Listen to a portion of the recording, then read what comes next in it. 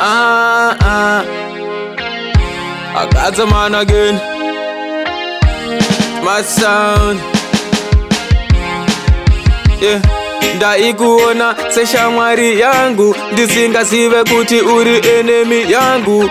Iwe pese pataitamba, takagara pakona tichisunga tamba. I remember takatyora isu kujecha, iwe zvimamoko tichikecha, omwe dzemadhara tichisecha, tichimbopeka embe susu takamecha, madrugs ese iwe ingataka zveta, tichisimbisa pasina chandaisuspecta, ndichiti wangu ona level rata seta, asi iwe ameno zvawakaitayo wakatengesa. Wedo ushamwari mumwe wangu nenyaya yekuda mari, wewe wakatengesa. Wedo ushamwari chamwari yangu, asi ukukuda kwa Mwari iwe wakatengesa. Wedo ushamwari mumwe wangu nenyaya yekuda mari, wewe wakatengesa. Wedo ushamwari nenyaya yekuda mari.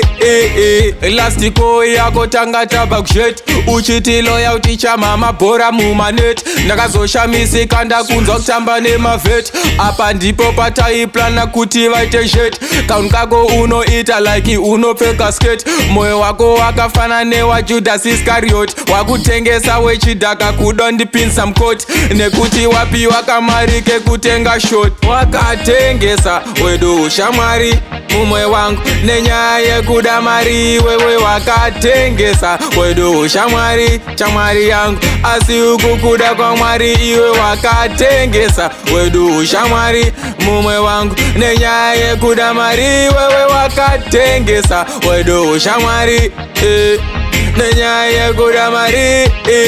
I remember takatyora isu kujecha, iwe zvimamoko tichikecha, omwe